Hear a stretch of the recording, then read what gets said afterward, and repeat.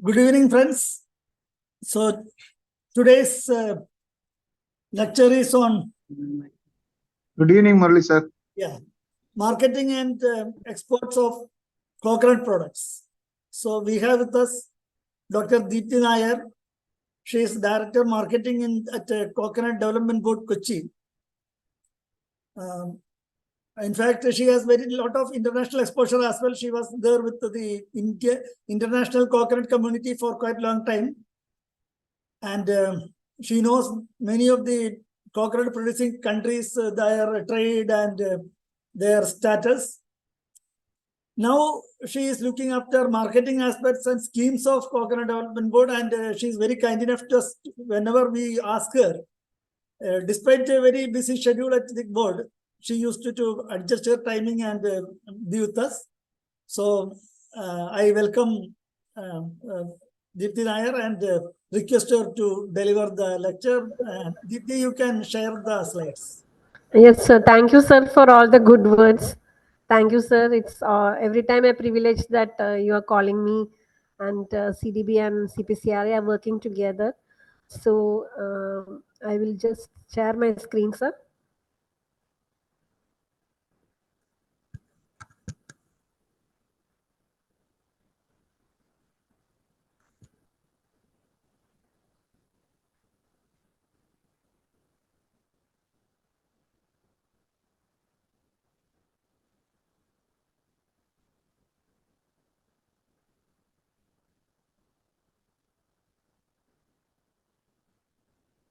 Any issue? Wait, sir. Yeah. Is it visible, sir? Sir, is it visible? Visible, but it is in the other mode. Can Yeah, you? yeah. I will make it in the now. Now you move the next slide. Yes. Yeah, it is coming. Fine. Okay. Okay. So please go ahead. Thank you. Good evening, all. I've been invited. First of all, I would like to express my thanks to CPCRI for having invited me for this handling this session on marketing and export. I assume that you are all entrepreneurs who have been listening to classes on value-added products. So now we will share some information regarding marketing of coconut products. So to start with, I'll just say something about my organization. So I am working in Coconut Development Board. It is actually a developmental organization which is working for the development of cultivation and industry. And since we are talking about coconut, a brief overview about where all coconut is cultivated, because we have to know from where all coconut products will come once we enter into value addition, processing, and marketing of coconut products. So, actually, all coconut growing countries fall in the center on both sides of the equator. Most of the countries that are growing coconut fall in that area. You can see, which is showed by the red marked line. So those are the major countries who are growing coconut. So totally we have around 94 countries, they say. But if you ask for commercially relevant production occurs in around 35 to 40 countries around the world. So most of the countries, as you can see from the map, they are all developing or least developed or underdeveloped countries. They are mostly not developed countries. And if you take the statistics of coconut in the world, you can see that this is 2021 statistics. Philippines and Indonesia have the largest area under coconut. You can see Philippines tops with 3,647,000 hectares. Indonesia comes very next to Philippines. But when it comes to production, actually India is the topmost producer when it comes in terms of million nuts, and all the other countries are very far behind us when you compare with the top three countries, that is Philippines, Indonesia, and India. The fourth country that comes is Sri Lanka, which is having only 3,120 million nuts. And even if you compare the productivity, that is how many nuts you are able to produce per hectare, there also we are among the top, because we have only one country down there, Jamaica, which is having about 10,000 nuts per hectare. But there the area is very less. So among the major producers, we are having a very good productivity, that is number of nuts per palm and calculating number of nuts per hectare. So when you see this slide, you will think that, okay, Philippines, Indonesia, they are having much more area than us, but even though we are having very less area compared to them, our production is and productivity is very high, so we must be the leaders. So when it comes to the coconut scenario, the scenario is very strong in India. 90% of the area and production happens in the four southern states, that is Kerala, Tamil Nadu, Karnataka, and Andhra Pradesh. And we are also doing export of coconut products. If you are taking the export of coconut products alone, not including coir and coir products, we can see that the last year export was around 3,554 crores. And if you combine both coconut and coir together, it is around 7,500 crores. So that means it is not a very small amount of export that is happening from the coconut sector from a single commodity. If you take fruits and all, you're combining all the fruits together and taking the total exports. But when you consider a single crop coconut, and it is exporting around 7,500 crore worth value of different coconut products. When you come to the statistics in India, Kerala, Karnataka, Tamil Nadu, and Andhra Pradesh, as I already told, they are the top states which are leading coconut producers. And all the other, it is cultivated in many states, some states in a very small area. So now coming over to the prospects for coconut. So why coconut in today's world? In today we are the whole world, we are talking about climate change, we are talking about pest and disease management, we are talking that we have to move through sustainable means of agriculture. We have to do crops which will allow intercropping, which will allow mixed farming. All these things, coconut is a very suitable crop. So it is a very suitable crop which is which is adding to the environmental and sustainability advantages, and it is contributing to all these SDGs.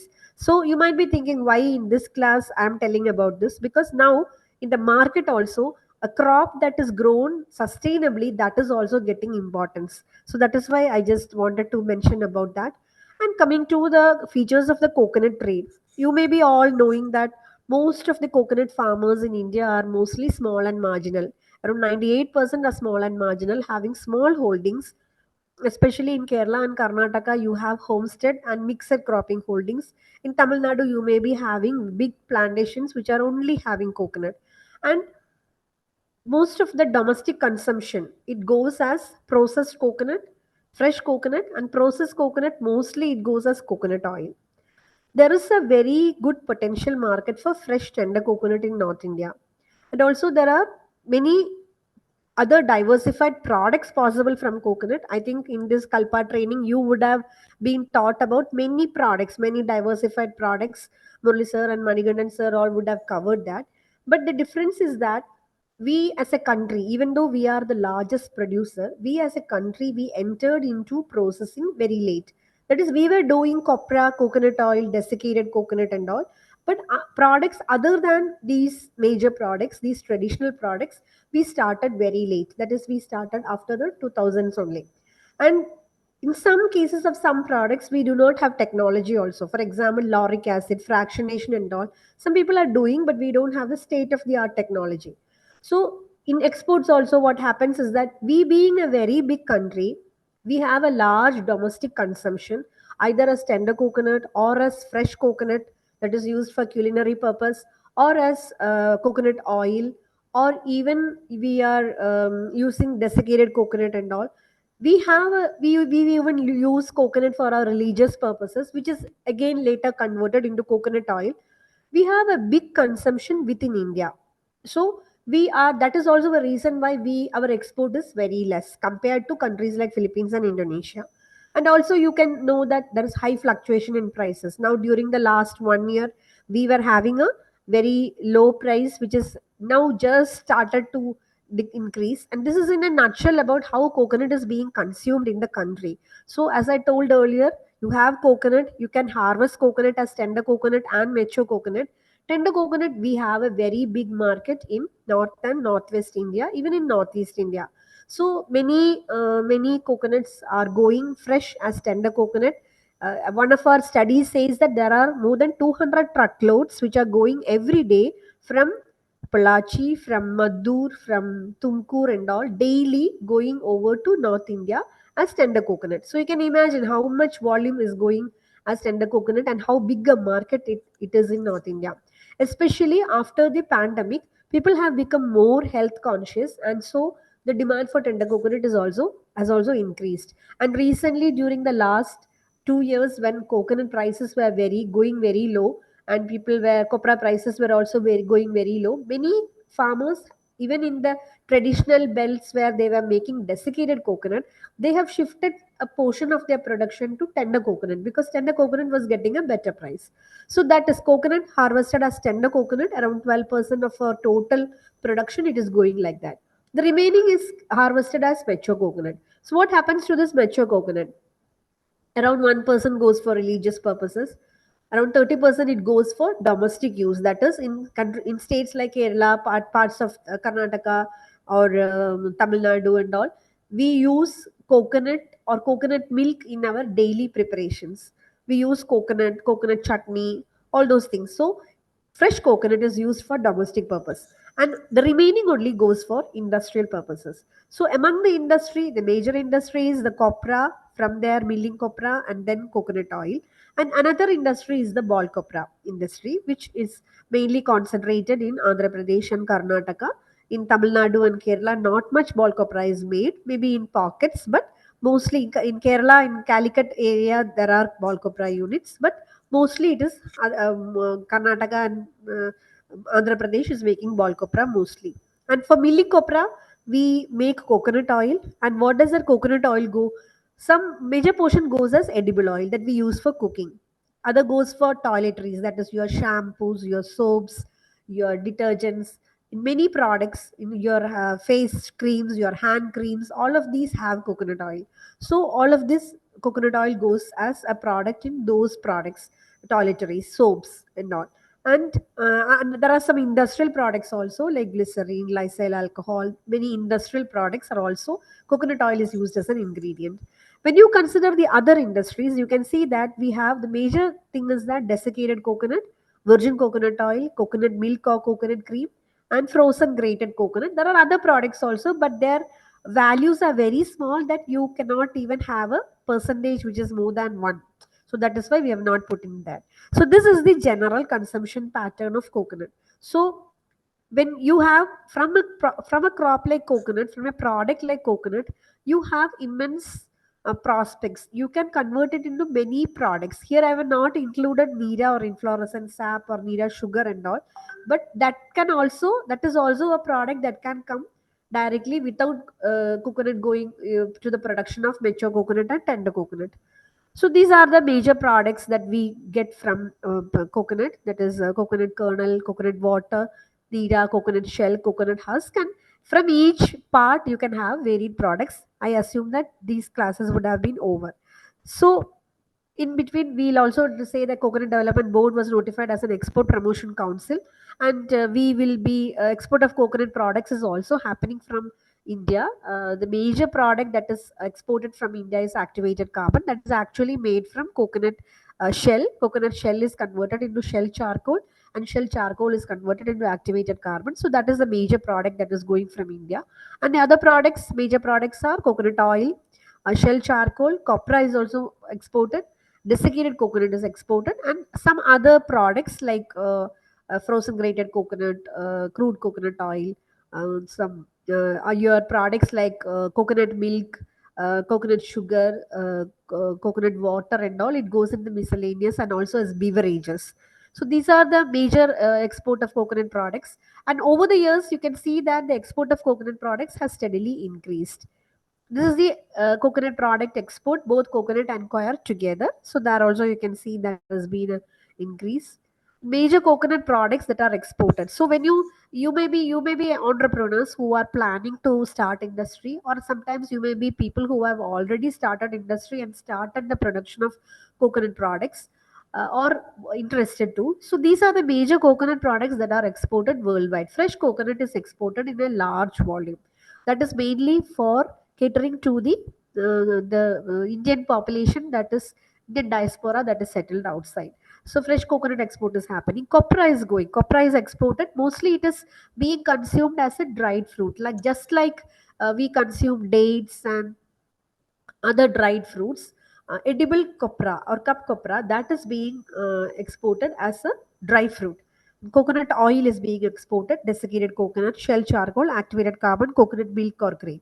When you see the destination for these products, this I am sharing because you can understand that these countries do have a demand for coconut product. For example, desiccated coconut. Globally, United States is the largest consumer of desiccated coconut, followed by Netherlands. Netherlands is the place where in Europe, Rotterdam, the most of the produce arrive, and then from there it goes to different places. So Netherlands, Singapore, Germany, Turkey, United Kingdom, Thailand. So the top 6 countries are non-coconut producing countries, and they are consuming desiccated coconut. Where does this desiccated coconut go to? It goes to the production of different snacks. Even they have coconut cakes in Europe where you have desiccated coconut on this. You have toffees like Bounty where you have a chocolate and inside they have desiccated coconut. So even though these countries are not coconut producing countries, they do have a large demand for coconut products. And another product is coconut milk. Coming to coconut milk, the major thing is that during 2010 to 2020, the world over, the craze was for coconut water. It was told as the next drink, the natural beverage, which is undiluted, unpolluted, and it is good for after your sports as a sports drink. It is good after you have you need to quench your thirst while you travel. Whatever it is, it was told that coconut water is the best because it is isotonic with your blood. It is having a lot of electrolytes, and the western world, the developed world, where they are very much conscious about what is there in your drink. What is it carbo rich? Does it have other ingredients? So for them, this mineral rich, electrolyte rich coconut water was said to be the most potential drink, natural drink. From 2020 onwards, it is gradually changing. Now, coconut milk is taking that place. And from the industry, what we understand is that we have a large population in outside India, especially in the developed countries, who are even in India. We have a population which is not consuming animal products. They are vegan diet. They'll take products only from plant origin. We also know in our supermarkets we have soya milk, almond milk. In the similar way, we have coconut milk as a beverage. It is gaining popularity in the Western world, and not only for the vegan people or people who are interested in having only products of plant origin. There is a large consumer who are allergic to dairy products or allergic to lactose. So that population is also interested in having coconut milk as a beverage, and because of that we do have units in India who are making coconut milk as a beverage in tetra pack, which different flavors like chocolate flavor or mango flavor or even banana, strawberry, different flavors. Just like you get fruity, you will get a milkshake, you will get coconut milk with different flavors. So that is a very important potential product. The investment will is more, but that is a product. And as I told, activated carbon, that is also going to many of the developed countries. And nata de coco is a product which is made from coconut water. We do have very little units in India. Actually, in Coconut Development Board, we have only given support to one unit in Kannur. So, but nata de coco is a very potential product, and it is used as it is actually made from coconut water. So the water that is totally wasted in DC units or VCO units, that water that is wasted, and that water which the promoter or the industry person has to spend money to do effluent treatment and dispose of this water, that water can be used for making nata de coco. And nata de coco has a very potential market, especially in the East India, that is Japan, Korea, Hong Kong, China, those places, they do have a habit of taking sweet desserts, mostly flavored nata de coco, or use nata de coco as an ingredient in their fruit bowl, in their ice creams and all. So this is also a product which has a good potential. If you consider the export destination from India, the earlier slide was globally where these products are going. Now coming to India, from India when we export, most of our products first place goes to USA. That is mainly because of activated carbon, because activated carbon large volume is going to USA. But if you consider the food products, it is mostly going to UAE. That is, you all know, Middle East, Gulf countries, where there is a good population of Indian population or South Indian population which are interested in coconut products. So all these desiccated coconut and even coconut paste, coconut milk which is ready to prepare and use in their culinary preparation, all of these have very good potential in the Gulf or the Middle East. And the other countries, it's a mixed, Sri Lanka, Germany, Netherlands, Sri Lanka and all, it may be importing for re-export. Our people may be exporting to Sri Lanka, and from there it may be going to some other country, mainly because of the container route or something like that. Germany, Netherlands, UK, and all, it is direct export. So these are the major countries to which India is exporting. And percentage wise, also 65% of our export is happening in activated carbon, whereas in coconut oil it is 10.99, coconut fresh, coconut dried, copra, it goes like that. And these are our destinations. You can see activated carbon, it is USA, but fresh coconut, it is the Gulf countries, UAE, Oman, Qatar, Iran, Nepal. So that is a known market. Middle East is an easy market in export because the quality parameters are comparatively less stringent when you compare to Europe or America or Australia. Copra goes to these places, even coconut oil. These are the major destinations to which India is sending these products. Desiccated coconut also, UAE is the top. Dried coconut, as I told, they use as a, it goes to Afghanistan, and from Afghanistan it is even going to Pakistan and all. It goes to Iran and all, where it is mostly used as a dried fruit, a dried, just like you are using dates or other dried fruits, it is being used, dried coconut.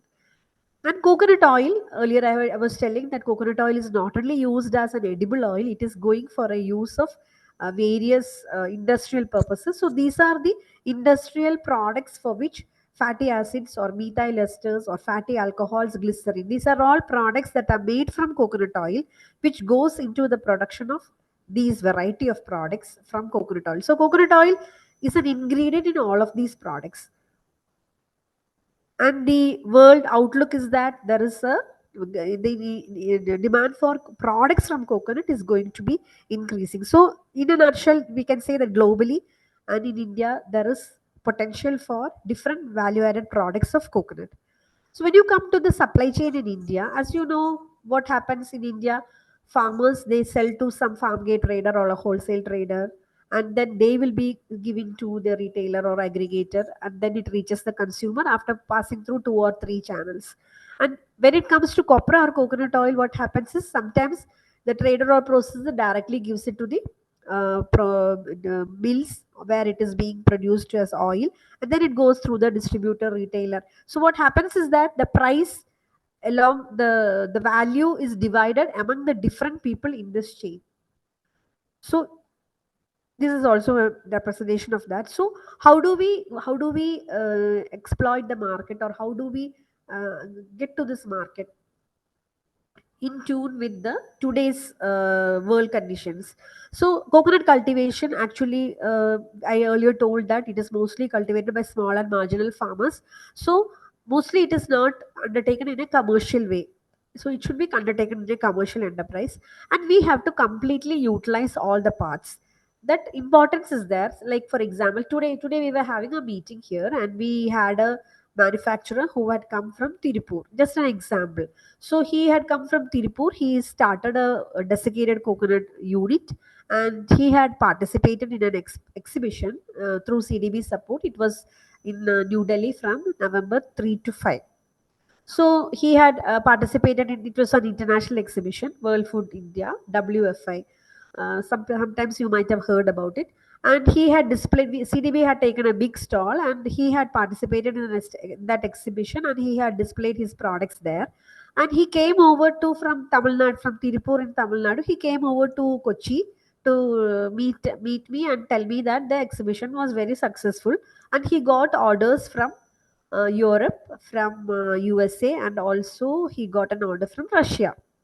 So we were also very happy. But the problem was that his price, that is, Europe gets desiccated coconut from Philippines, Indonesia, and all, where the coconut prices are lesser than ours. So their DC prices are also very less. So how to compete with that? I got an order. So then I told him, look, you have to maintain best quality. That is one way of being in the market there. And another thing is that you are using, like, he has to work on a very narrow margin because our domestic price is higher. So when we compare with these countries, so product is coming from Philippines, from Indonesia, from Sri Lanka, from India.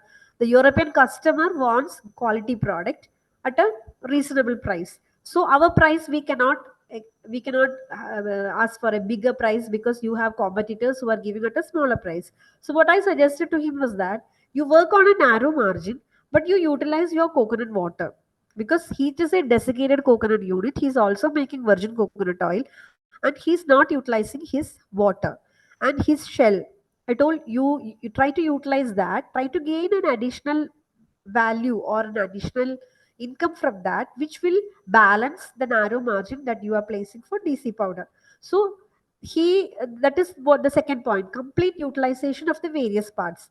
Most times what we say is that we don't get good prices, we don't get good income, but we won't be utilizing the husk, we won't be utilizing the shell, we won't be utilizing the water, we'll be utilizing only the white portion inside the coconut, that is the kernel. And then we might be complaining that we are not getting a good price. So in today's world, especially when, as the world goes, we are looking for sustainable agriculture, we will be looking for zero waste. Countries, developed countries, have started asking for that. In India also it may come, maybe in another 5 years. So we can completely utilize all the parts. An integrated coconut processing unit might be the best one.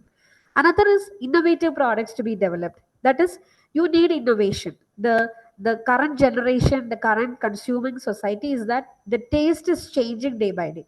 So one product that is launched, that product, you have to innovate and come up with newer products so as to maintain your place in the market. Consumer convenience is to be given trust. That is another point. That is, for example, if you have coconut milk, you are making coconut milk and you are packing it in a tetra pack, and you have to put a hole in the top, and then you have to extract the milk. So that means that your consumer, he will have to use that whole tetra pack the same day, because otherwise you keep it in the refrigerator and all, it's open. We always they say that the shelf life, it will stay for 6 months or 1 year till it is opened. So once you open that, you cannot assure that the quality will be maintained. But at the same time, if it is a tetra pack with a screw cap, which you can open, take whatever is needed, and you can close, then it is more convenient for the consumer. Consumer will opt for that rather than the other one. Or example, we never had 10 years back a system where we were using coconut milk powder or coconut milk. But nowadays, even five-star hotels, or even for in South India, we do have this feast where we use payasam and all we serve. For all of that, we use coconut milk. So nowadays, everybody is buying coconut milk. So that is a convenience. Even we have coconut paste, which can be directly put into the dish. You don't need to make. So when people are, or both husband and wife are working, everybody is going for convenience food. So that also you should have in the mind. And state of the art technology. Your technology should be very up to the standard, because the two things are very important. First is that the quality of the coconut that you are procuring, that determines the quality of your product. And the second thing is how you are processing it, that the technology that are using for processing it, that also determines the final quality of the product. So most of these things we have to be very careful in mind, that we take up the best thing which is affordable, which is reasonable, and which is suiting our purpose. Like, if we are not opting for a international market, we are looking for a domestic market and all, we don't need long shelf lives. We can afford to have a shelf life that is 3 months or 6 months. And product life is short lived means people will go to other preferences.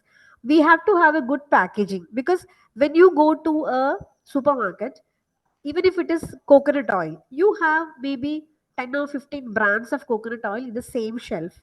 So our packaging should be good enough that it attracts the eyesight of the consumer. He'll feel like taking it. If it is a transparent bottle, he can see the consistency, the clarity of the liquid inside, be it coconut oil or virgin coconut oil or whatever it is.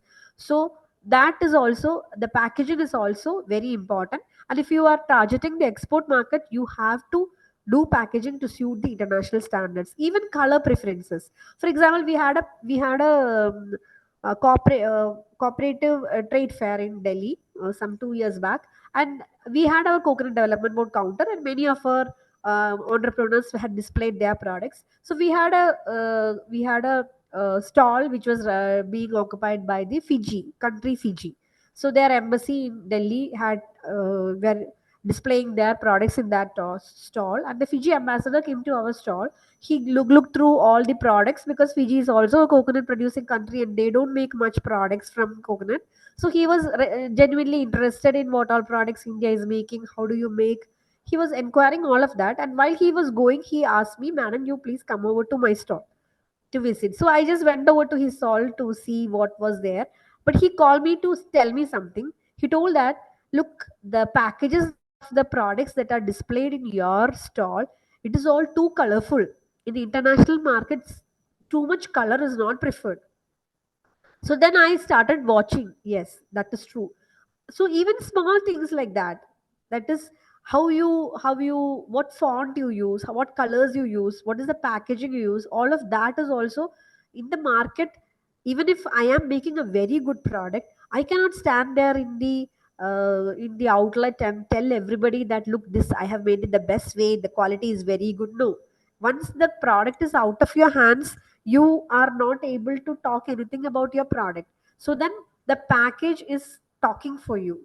So the package should contain whatever relevant details that you want to include in that, which will speak good about your product. So that is very important. Sometimes, mostly what happens is that we'll be very busily setting up the unit, even if it is a small, micro, or home scale unit.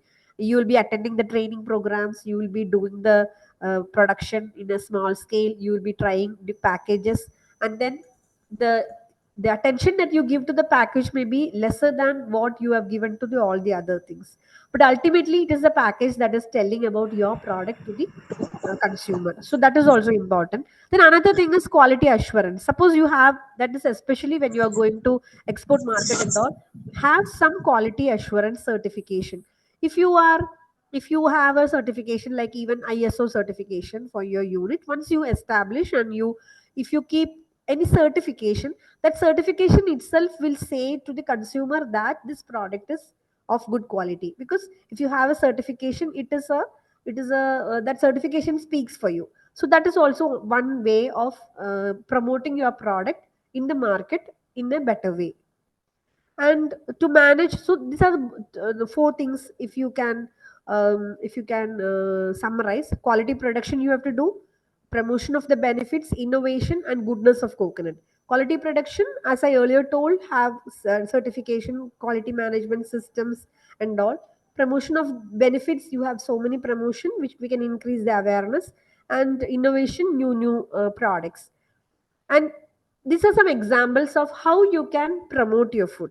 Like now coconut products, they are very natural and with medicine, nutritional and health attributes, and people are now after such foods.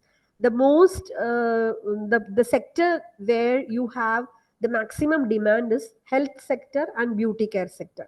So in both sectors, coconut products have a very good, can make a very good impact. For example, coconut water. I just listed out what all are there in coconut water.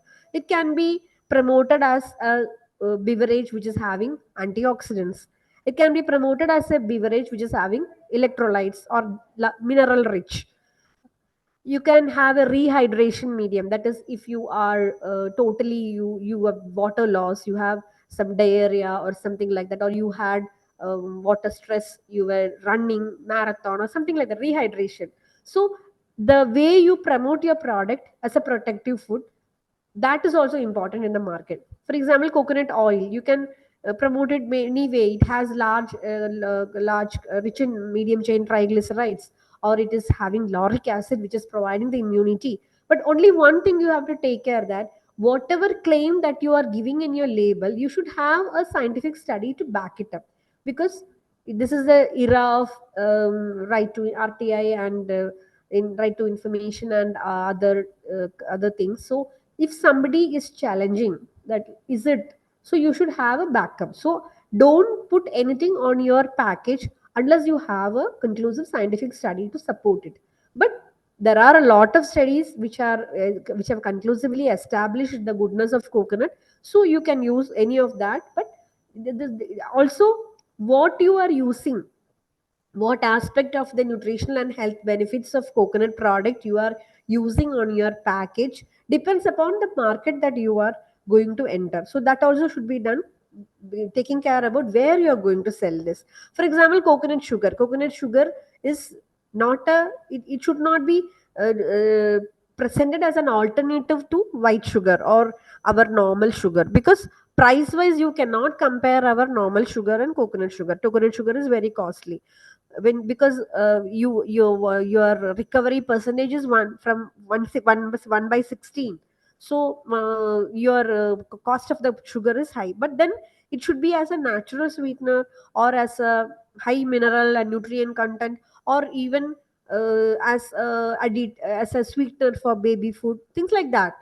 Virgin coconut oil, you can promote it in many ways. Coconut flour, these are some just examples I wrote. Coconut milk rich in monolaurin, dairy allergic, lactose intolerant, all these things you can use when you promote your product. So in today's world, the demand is for health products and beauty care products. So if your product is having any of these health benefits or nutritional benefits, don't hesitate to put it on your package, because that will speak for you, that will promote your product. This is some non-food products like coconut husk, pith, shell, shell powder. I have some photos also, that minimally processed coconut. I just shared some photos because it will be useful rather than just talking and reading from the slides. So this is tender coconut water, tender coconut that is not packed, but different types of tender coconut which minimally processed, which is the objective is increasing the shelf life and reducing the volume and providing it into a customer at a convenience. The one which is having that lock and all, it is for the convenience of the consumer. This will reduce the increase the shelf life. So these are some. Here it has a brand name also. So having a brand name for even this minimally processed coconut, it adds to the value of the brand. People, there is an accountability, isn't it? There is a person is saying that I have produced this, if anything issues you can get back to me. That is having this brand on this minimally processed coconut. It can be sold like this also, but when you put on your name and brand, you are taking the responsibility of the quality of that. So that also gives an assurance to the consumer. When you can pack virgin coconut oil like this in glass bottles or in bottles like this. But when you say application based products of virgin coconut oil, it is virgin coconut oil that is used based for lip care, relief oil, pain oils. You have some medicated oils which are used as relief oils. The base is virgin oil. You have oral rinses. Here what I want to say is that from traditionally, those who are coming from the coconut growing belt, you can see, you might have heard that you can use coconut oil to wash your mouth, oral hygiene. You say oil pulling using coconut oil. We all know that, traditionally we know that. Even now, the Coconut Development Board is doing a study with All India Institute of Medical Sciences. They have found out that for oral cancer, rinsing your mouth with coconut oil or virgin coconut oil, it will reduce the incidence. Or even if you have small ulcers, it won't develop into anything cancerous, or it will reduce the impact of that. But in Philippines, they have used virgin coconut oil. They've developed it as oral rinses. So in our country, when our younger generation, they going to the big supermarkets and buying Listerine and using Listerine to wash their mouth, we can use coconut oil or virgin coconut oil. So these are ways, like the same virgin coconut oil is being uh, uh, made into innovative products which the consumer will be feeling to take it. For example, these are products, soaps, and all from virgin coconut oil. So these are the innovations that I meant earlier. This is a product called Lauren. Here, what is happening is that We have in coconut oil, there is a product called lauric acid. That is, in coconut products, you have many fatty acids. Out of that, the major one is lauric acid or laurin. So, lauric acid is contributing to immunity, and it is told that lauric acid is converted into another product called monolaurin in our body, which is providing the immunity, and it is naturally found only in breast milk, so that it is that much good a product. So Filipino people, they have separated lauric acid alone, and they are selling as laurin. So another brand is their brain, that is, it increases your immunity, it is good for the brain, so things like that. So these are just, you can sell virgin oil like this, or you can make a lot of other products from virgin oil, which are more appealing, and which will gain the attention of the consumer. Similarly, packed under coconut water, milk powder, these are coconut milk and cream. These are coconut flour. Flour is something which is good in fiber, and we can use for making a number of products. Coconut yogurt. This is the hostorium. Coconut cookies. So there are different products available. This is another thing. Activated carbon. Activated carbon. You can we earlier in our slide we have told that activated carbon is exported in large quantities. 68 to 70% of our export from India of coconut products is activated carbon. So that is used in mining, and that is used in water purification. If you have aqua guard in your house for water purification, the black color thing that is filled inside, which is taking away all of the dirt or all the materials in the foreign materials in your water, that is activated carbon. But these are the other applications of activated carbon. Earlier, you might be knowing, many in South India, we used to take the charcoal powder to brush our teeth. So now we have activated charcoal powder, natural teeth whitener. You have face mask, which is coming from activated carbon, and they say that it will dig into your face pores, and it will take off all the oils and dirt and make your face fresh. Here you have high-end mask which is having activated carbon. You have activated carbon for air freshener, taking away all the bad foul gases in any place, be it in an industry, be it in a factory, be it in underground mining. You keep cartridges of activated carbon in different places so that it will absorb the toxic gases. So many application oriented. You have cigars which have activated carbon. So what I was telling you is that innovation is very much essential. Innovative products, different products, that is being done by industry. For example, our tender coconut water industry, we have tender coconut water industry, where many people have taken technology to pack tender coconut water. So they started with tender coconut water. After some 2 or 3 years, they started to put natadi cocoa in tender coconut water, because you drink tender coconut water, it will reduce your thirst. And this nata added tender coconut water, what happens is that your hunger is also quenched to some extent, and it is fiber rich, so it is good for your health also. So now recently what happens is tender coconut water plus natadi cocoa, plus they have added some flavors, fruit flavors. So different flavors are coming: guava, strawberry, mango. So innovation is continuously happening. So in continuation with that, when we also enter into processing and marketing of our products, we also have to know the pulse of the market and change accordingly, or make slight modifications in our products accordingly. So these are some shell products. You might be thinking these are all handicrafts. How much they are making? But this bird shell, this ice cream, this is a bird feeder cup. These three products, these are being exported by firms continuously to Middle East, to Europe, everywhere.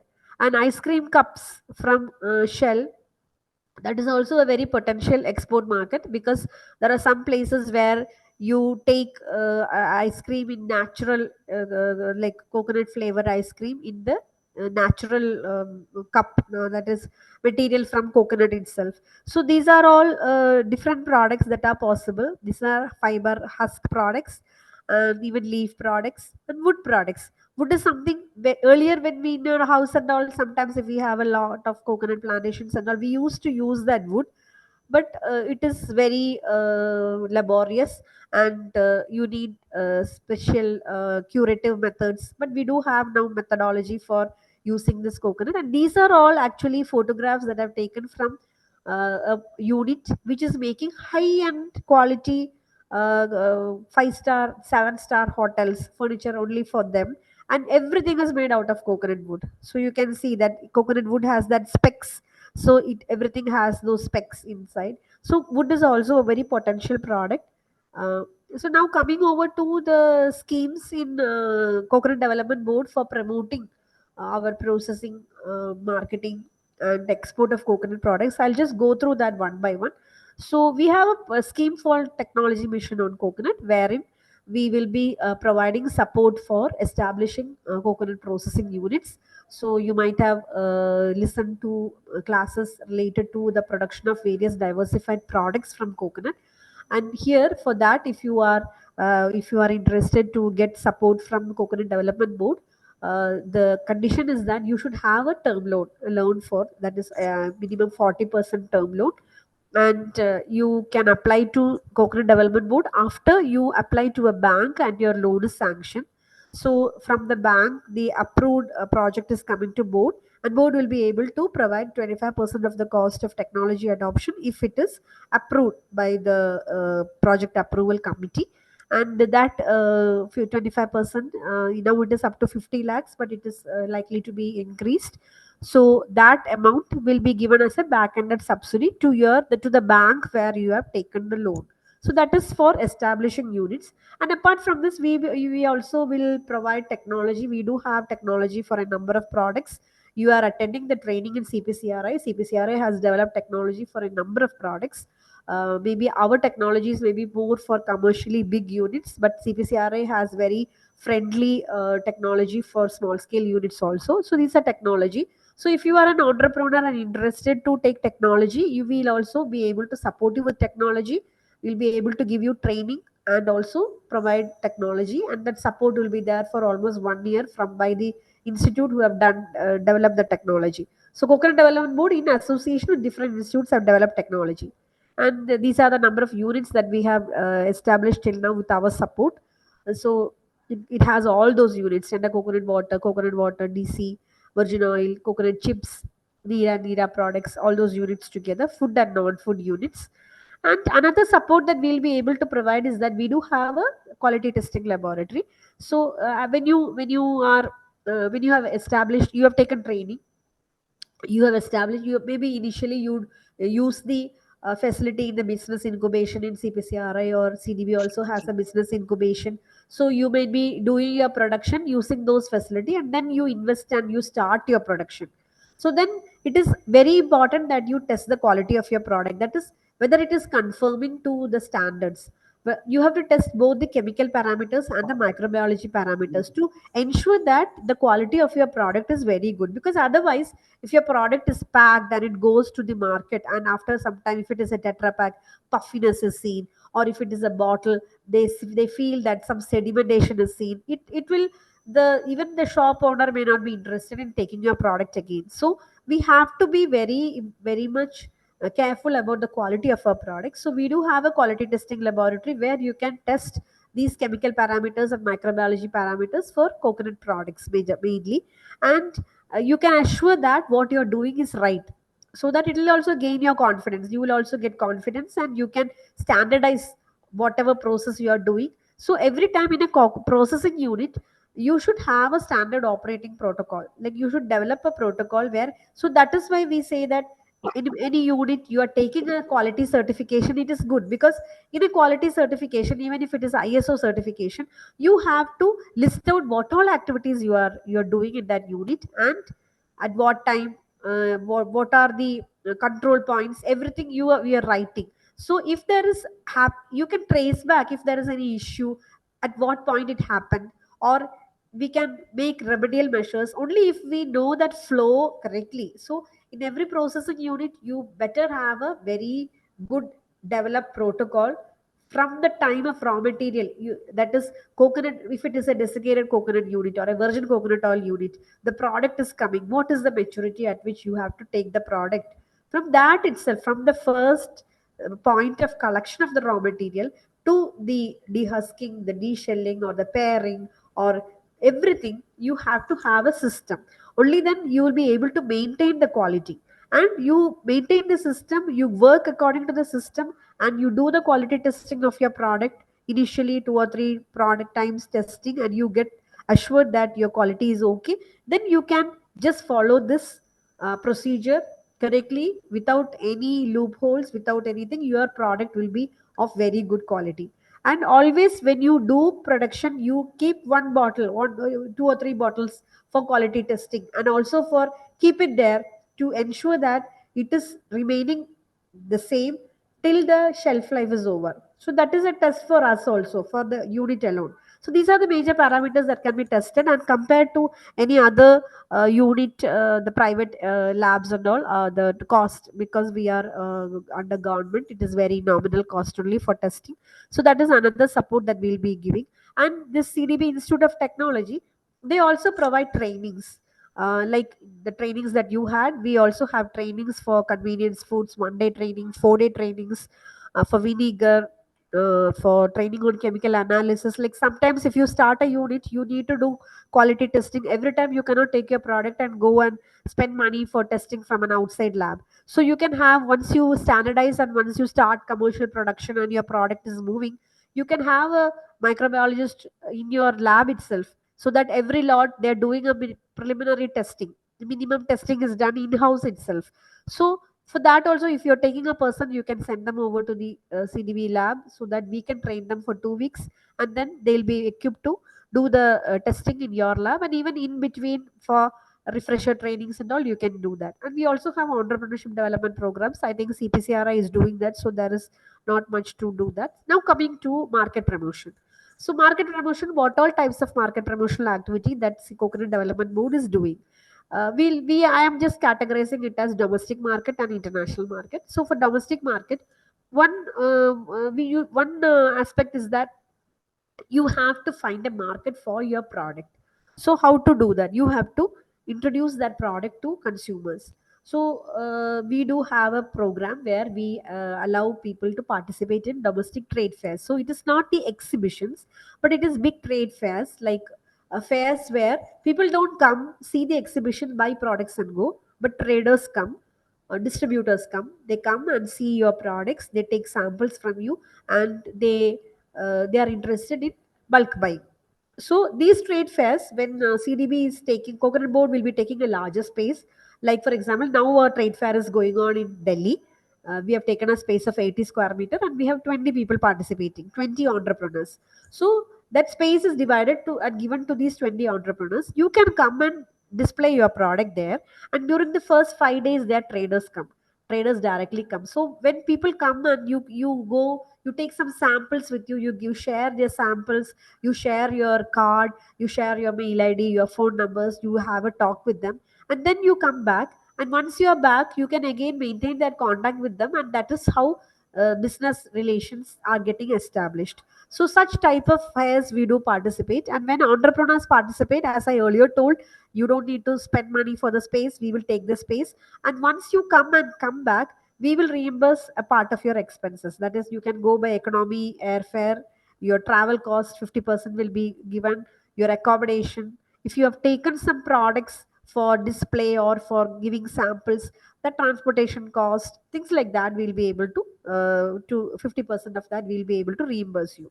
Another program is buyer seller meet. Here what happens is that sometimes we do buyer seller meet physically. That is, we invite traders, not mainly in South India, but mostly in North India and places where coconut products are consumed, not in the producing areas.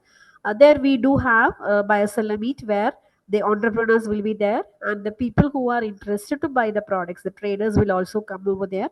So you will be given time, you can introduce your product, you can say what about your product and all, and you can display your product. So the traders will directly come to you, you can discuss with them, negotiate with them, and if anything works it out, then you can have linkages with them. So for buyer seller meet also, we provide a part of your expenses. But all of these expenses, what happens is that you have to incur the expense.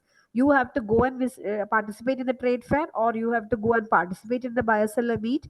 You come back, Don't throw away your flight ticket or your boarding pass or your accommodation bills. Don't throw away any of that, because you have to submit your claim along with all the supporting documents. And if okay, CDB will reimburse the eligible expenses. It may not be your full expense, but it will cover more than 75% of what you have spent. So you can use that reimbursement for participating in another fair. And what we have seen is that people who have participated in domestic trade fairs earlier, after 1 or 2 years, they stop participating in domestic trade fair because they have already established linkages in the domestic market, and then they move on to the international market. So if you are able to utilize, that is, CDB will be having the list of domestic exhibition and international exhibition in our website itself, and we will be calling for an application also through our website only. We won't invite in each one of you and tell that, okay, do you want to participate? Nothing like that. We have our website where we have an application form which you have to fill and put it there. And so you make a plan. If you are going to this fair, okay, how many leaflets should I take? How many publicity materials should I take? I'll be there for 5 days is the fair, so I should take plenty things with me. Only then I'll be able to give it to the interested people over there. So such a planning should be there in your mind. And once you go there, participate, you collect visiting cards from all people who have approached you. As soon as you come back, you maintain the contact, because now your face and or your product will be fresh in their mind. After 10 days, maybe they then your memory, the person also, your memory of you will be fading. So make use of the opportunity. That is what I wanted to stress on. Like, board can only provide you the facility and the opportunity. How you make use of that is your caliber. Like, just like that, I told you, World Food India, we had around 20 people who had participated there, and one person had come today and told that he got enquiries. So that is because he introduced and he followed up on that. So that is what I'm telling. Then another program is setting up of procurement centers. This is mostly for farmer producer organizations. I don't know whether any farmer collective is participating there, but if you are a farmer organization, you have some 40 or 50 or 100 farmers together. You are working in the coconut sector, so you can, if you are interested in aggregating your produce and making something, or bringing all the coconut together and selling off to somebody, you can set up, we give support for setting up of procurement centers. That is also reimbursement, and it is eligible support is 50% of the cost, subject to 3 lakhs.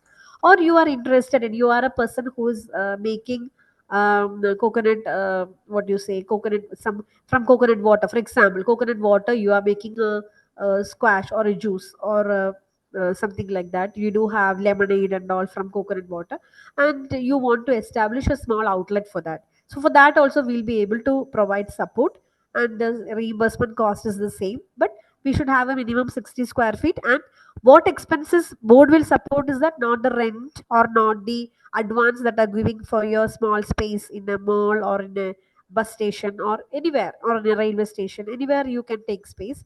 But we will be providing support for the infrastructure facility, that is, you to set the stall, to have a counter, to buy the things that you want in that stall, a freezer or a refrigeration, or whatever it is needed for your product to be kept there for selling that product. So such expenses only we'll be reimbursing. And we do have a market intelligence wing here. We provide real-time data collected, and you can see our website. You can have data on the prices of the major coconut products. And we many people use those things, especially our coconut exporters from Tamil Nadu and all. They fix the prices with the exporter based on the price that we are putting in our website. So it is updated daily. So that is also, you get an awareness about what prices are there, so that you can also fix your price. And another thing is development of skilled labor. Supposing you are, I understand all of you may be prospective entrepreneurs or already entrepreneurs. So if you are interested to develop a skilled labor force, like in coconut processing, like for example, if you are a virgin coconut oil manufacturer, you need people to de-shell, which is a skilled labor, to remove the brown testa, which is called pairing. That also you need skilled labor, which you won't get otherwise. So through this training, what is happening is that CDB is supporting, sponsoring a training program for 1 month. You can take 10 people. We'll provide around 1.5 lakh cost. but that is provided mostly to the people and to the trainer. It is not coming as a lump sum, it is provided to the trainees and to the person who is training them. So you can train them at our expense for 1 month and get them equipped, and then the next month onwards you can take them as your staff. So that is it, you can develop a skilled labor. We will be providing the support for that cost incurred during the development phase. And the other thing is market studies, surveys, that all we will do. Coming to the international market, export market, earlier I told Coconut Development Board is the export promotion council. So as an export promotion council, what is our role? We issue the registration cum membership certificate. That is, if you want to export products, you need an import export code. That is first certificate or license that you need. That is, you are authorized by Government of India to do export or import of any product. That is IE code. And once you get that, then you have to get the RCMC, that is registration cum membership certificate of the concerned organization or the export promotion council dealing with that product. So some 30, 35, 36 export promotion councils are there dealing with different products. So for Coconut Development Board is the export promotion council. So that is also very easy. You can do everything through the website only. No need to come over to CDB or anywhere. There is a you have to you have to apply through the DGFT portal. That is, if you are when you are into export, you can just browse our website. We have given the details there. So once you submit your application, immediately that moment itself we'll get the application here, so we will scrutiny that, and it's only matter of we usually give it the next day itself. The delay comes because the fees that you pay, it gets reflected, the transaction certificate we'll get only the next day evening from the bank. So we wait for that, and that is very easy that we give the export certificate. And we also, for exporters, we also promote them to participate in the international trade fairs. We do participate in a number of trade fairs. Now if any of you are registered exporters, we CDB will very soon be opening the link for participating in Gulf Food. So similarly, we this year we have participated in 6 or 7 exhibitions till now, and many of our exporters have participated in there. They are also like, just like domestic exhibition, we do have a we do take a bigger space, and we allow our manufacturers to go there and display their products. There also we are reimbursing a part of your expenses, subject to maximum of 50% of the cost. And another support mechanism that we are giving is seminars and workshops for exporters and entrepreneurs. That is done in regularly, so that we will be calling institutions like customs, DGFT, to get people to know about the latest changes in the export policies, or any new notification, or like for example during 2022 October there was a new thing coming that China has opened its doors for export of coconut oil. That was a very good opportunity for us. So we had meetings, we had how to get into that market, there were some procedures. So that is an example. Like that is a big market which we can explore. It is a product, coconut oil, that we are all familiar with. Everybody who is there in the coconut growing states in India, they know to make very good coconut oil. So that opportunities like that also we do call seminars and workshops for our exporters to introduce them about this and tell them what all you have to do, all those things. And we also have an award for export excellence. Every year it is given. It is given from 2018-19. Another program is assistance for quality certification. Like earlier I told, no, your product, it is better if you have any certification, because the certification will speak for your quality of your product. And Coconut Board is providing reimbursement support to quality certification. So the condition is that there are accredited certifying bodies accredited by Government of India. That is, they say NABCB, National Accreditation Board for Certification Bodies. So there is a big list. That is, if you are doing ISO, there will be about 25 people, 25 firms around India who are doing certification, who are accredited. If it is another certification like HACCP, there are another list. If it is organic, there is another list. So there will be different accredited people. So the only condition is that you should do your quality certification only through an accredited certifying body. And they'll be giving, once you approach them, like for example, I'm having a DC unit and I want to take ISO, or I want to take quality management system certification. So I approach the firm that I'm interested in, and they will be giving me an invoice okay, the total charges will come to this much, like 6 lakhs or something like that. And it will take so much time. It will be certification will be over by, they'll be giving all those details. So what you can do is you can apply to CDB along with this invoice. So we'll be giving an in principle approval to you. And once the certification is complete, you can give us all the documents, your certificate, copy of your certificate, and the payment that you made, and we will be able to reimburse 50% of your cost subject to maximum of 5 lakhs. So that is the assistance for quality certification. That is actually, especially when you go to overseas market and all, it is better to have some quality certification, because many of the firms who are exporting, what they do is they take many certifications. Sometimes when you are exporting to different countries, the different countries will demand different certification, or they may not demand, but this certification is more valid in that country or that area. So based on that, they do quality certification for units. And in Indian context also, a certification on your product saying that this is you will, every certificate will have a logo. So once you see that logo, the consumer is having a feeling that okay, this is certified, okay, then this quality must be good. Somebody else, that is, you are not telling, I am not telling that my product is good.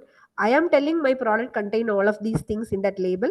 But apart from me, another person is telling, the certifier is telling that this product is good, it is quality certified. So that is giving a different image in the market. And another program is our brand building program.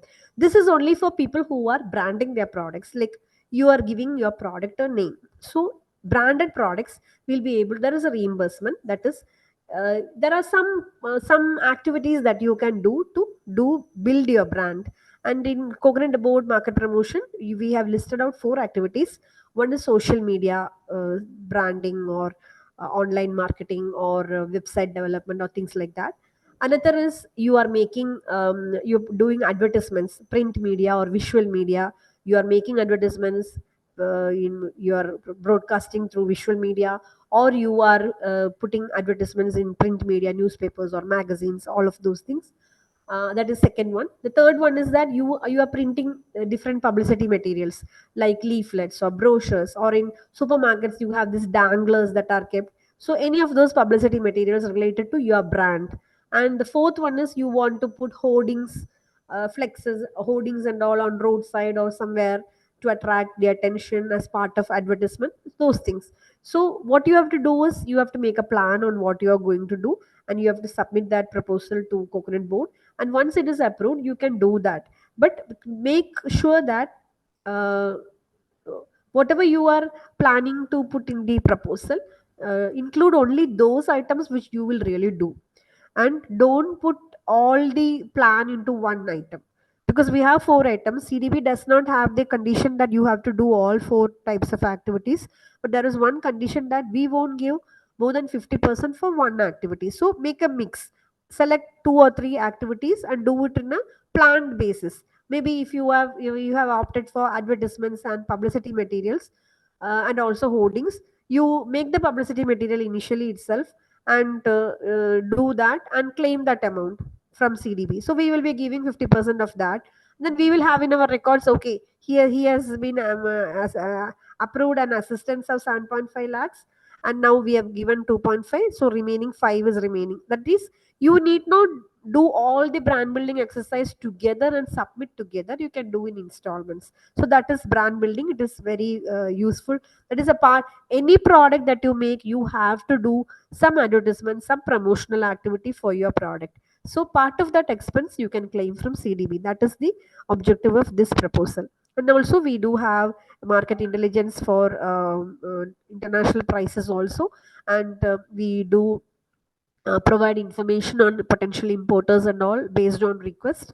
We do have an information support from the international coconut community. So these are in a nutshell about the different schemes that we have for domestic and export market promotion. So these are just an example of what are the major trade fairs. The top one is the domestic fairs. We do have international trade fair that is now happening in Delhi. One Ahar, it is coming in March every year. Anufood or Annapurna, it is in Mumbai. It usually comes in September. These three are the major things where people are interested to go, because you have traders, wholesalers, distributors who come and visit your stall and are interested to take your products. Then Biofac India, it is an organic one. East Himalayan, Emerging Northeast, World Food India. These are the major domestic exhibitions that we usually participate. And some of the international trade fairs that we have listed out there, these are the things that we have participated during the last 1 or 2 years. So every year by April, in the month of April, CDB website, we will be putting a list of exhibitions. So if you are really interested, if you have a branded product, you want to take your product to North India or Northwest India or Northeast India or Mumbai or Central or abroad, Gulf or UK or Europe or America, you just go through that whole list and make a plan. Okay, which all are, because everybody won't be able to afford to participate in all exhibitions. A participation in any exhibition, there is an expenditure incurred, and CDB will be providing only part of that expenditure as reimbursement. So you have to plan very well as to which area I am going to concentrate and which will be better for me, and do that this year. No need to participate in many things together. Just concentrate. There are people, like for example, one of our entrepreneur, he had come over to Gulf Food some 2 3 years back. So last year I asked him, "Are you interested to go to Gulf Food? They've opened the link. If you have not seen, the link is open." Then he told, "No, Gulf is no more of interest to me because I have already developed my market there. I want to go to some other place." Then he went to Foodex Japan. So that is it. Even for in domestic exhibitions, we do have people who have participated in Delhi fairs, and now they say Delhi, no need. We already have buyers there. We already have established distributors there. So that is because they have made use of that opportunity, so that they have shifted their place to newer areas, or maybe they have shifted to newer products. Many times what happens is that entrepreneurs start with one product, and then to utilize, as I told earlier, you have to utilize all parts. They start utilizing all other parts also, adding on to their product list. Their product profile gets added on. And there are some firms which are having 15 products and all. This is another fair that we had conducted during last April. We'll be doing one soon. That is a virtual trade fair. Here you don't need to go anywhere. CDB will be making a platform in the website where you will be given a booth like this. This is a booth like this. Here you will have the option to display details of your product, your address, any features, your WhatsApp number or anything, movies if you have about your product. All this you can display here. And what happens is that such a fair we'll have a time also. This will be open from Monday to Friday, or some date we'll be giving. So in those times, buyers from across the globe, we'll be giving promotion for this fair. So buyers from across the globe, they'll be accessing this. They'll join and have a look at this, and based on that they will contact you through the details that you have given there, through your WhatsApp or anything, your contact number or your email. Apart from that, we also do discussions. That is, for example, here it is written, we had 53 major manufacturers and we did 4 B2B sessions. That is, we had invited Lulu Group in India, Lulu Dubai, Nesto Group and Flipkart, Amazon also. So we had during those 5 days, every day we had 1 hour session with one person, a retail chain, and they came and they described the process by which they are taking the products. So there is a discussion there. You can, all the entrepreneurs are also there. They also ask their doubts, their queries, everything. And then at the end of the day, they have a person. They'll be given a link, a person. You can, from the next day onwards, you please contact this person. This person will be talking to you related to buying products from you. So it is better than going any place without knowing anything. So that is the B2B sessions. And the another sessions is that people who had gone through the website and seen your product there, they have reached out directly to you. You can have meetings arranged through this virtual trade fair itself. So this, the advantage is that you are not going anywhere. You are sitting in your office or sitting in your room or sitting at your home, and you are directly discussing with your potential buyer. The buyer is seeing your video, seeing your package, seeing photos of your product and all, and he is getting impressed and he is reaching out to you. So there comes the importance that your publicity material should also be good. Only then a person will, seeing that even through this virtual trade fair, he will feel like reaching over to you and getting a product or getting a trade relation with you. So this is also one form of virtual trade fair that we do. Especially this we started at the time of corona time, because we were not able to go anywhere and people also could not do any fairs and all. So we found this very interesting, very not interesting, I would say, very effective. So this is also another thing. So that is in a in a nutshell about what are the major schemes for marketing and export promotion. So what we have to be careful about is that uh, traceability, transparency, accountability, everything is very important these days. And during the last 10 years, this quality also has evolved. Earlier it was only quality of the product, then they started looking around pesticide residue, whether there is any pesticide residue inside. Then heavy metal contamination, heavy metal, what is there, allergens. So as days go by, the quality parameters are getting stricter and stricter. So ensure that you make good quality product, only then you will be able to survive. That is when you introduce your product to the market with a name, any failure will kill the brand. Like you would have taken so much pain to establish your brand, but any wrong, a false step will totally damage it. So quality should be given very much importance. And as I earlier told, coconut milk, gluten, gold is after product of plant origin, vegan products, gluten free, dairy free, zero waste, biodegradable. These are all definitions or phrases that are used in the international market. And coconut milk and coconut water future potential. We had recently a meeting in Kochi.